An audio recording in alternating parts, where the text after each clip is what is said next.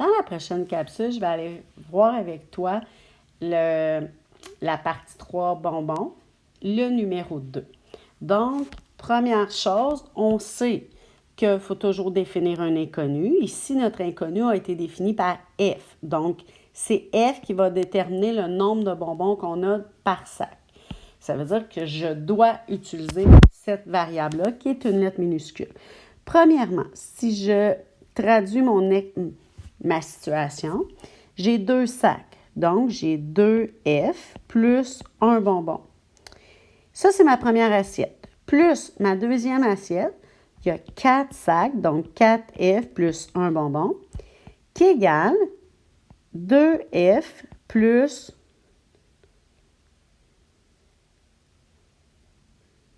14 bonbons. Là, une fois qu'on a fait ça, on peut continuer notre problème. Mais je ne peux pas commencer à dire je vais enlever des sacs, je vais enlever des bonbons.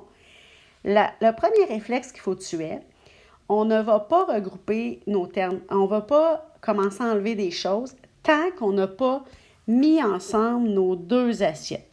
Donc, pour mettre ensemble nos 2 assiettes, qu'est-ce qu'on fait? On se rappelle, on met nos couleurs pour dire nos termes semblables. Donc, nos sacs vont aller ensemble, puis on met toujours le signe avec. Mais je ne vais pas aller chercher ce qui est de l'autre côté. Je vais mettre ce qui est du même côté ensemble. Donc, ici, je peux mettre mes 2 sacs plus 4 sacs ensemble. Et je vais changer de couleur pour aller mettre mes bonbons ensemble. Puis comme le côté de droite a juste un sac, j'ai rien à regrouper. Mais à gauche, j'avais à regrouper. Ensuite, on va y aller en disant, bien, OK, qu'est-ce que ça donne une fois regroupé? 2F plus 4F, ça me fait 6F, plus 2 bonbons, mais égal, on s'assure qu'il soit vis-à-vis. 2F plus 14. Là, maintenant que j'ai juste 2 termes de chaque côté qui sont différents, je peux commencer à penser à enlever des choses. Là, c'est moi qui fais le choix. Je commence-tu en enlevant des sacs ou en enlevant des bonbons? Là, c'est libre à toi. Moi, je vais faire en enlevant les bonbons en premier, mais tu aurais pu faire en enlevant les sacs en premier, ça serait bon. Donc, comme d'un côté, j'ai 2 bonbons et de l'autre côté, j'en ai 14. La quantité que je vais être capable d'enlever des 2, ça va être le 2. Donc, je vais faire moins 2 de chaque côté. Une fois que c'est fait, bien, je vais dire qu'est-ce qui reste après. C'est pour ça que ma ligne, je l'ai marquée. Il n'en reste plus de bonbons à gauche, mais il reste 6F, qui est égal à 2F. Et là, 14 moins 2, ça me donne plus 12. Une fois que j'ai fait ça, là, j'ai des sacs des 2 côtés. Mais moi, je veux des sacs juste d'un côté puis des bonbons juste d'un côté. Fait que là, ce que je vais faire, bien, je vais dire, bien, j'en ai 6 d'un côté puis j'en ai 2 de l'autre. Je vais enlever les 2 sacs qui sont à droite et je vais en enlever aussi à gauche pour que ça reste égal. Et 6F moins 2F, bien, ça fait qu'il me reste 4 sacs, donc 4F, qui est égal. On n'a plus de F, on n'a plus de sac. Il reste 12 bonbons du côté droit. Et là, j'ai 4 sacs qui égalent 12 bonbons. Moi, je veux juste un sac. Donc, je vais diviser par 4. Si je divise d'un côté, je divise de l'autre. Et 4 sacs, 4F divisé par 4, ça donne 1F ou F, qui égale 3. Donc, dans un sac, j'ai 3 bonbons. Je viens de trouver ma réponse.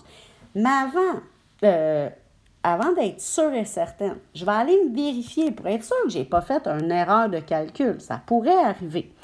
Donc, vérifier. Pour se vérifier, je réécris l'expression du départ, pas celle que j'ai réduite, vraiment celle du départ, parce que si j'ai fait une erreur dans ma réduction, je ne le verrai pas.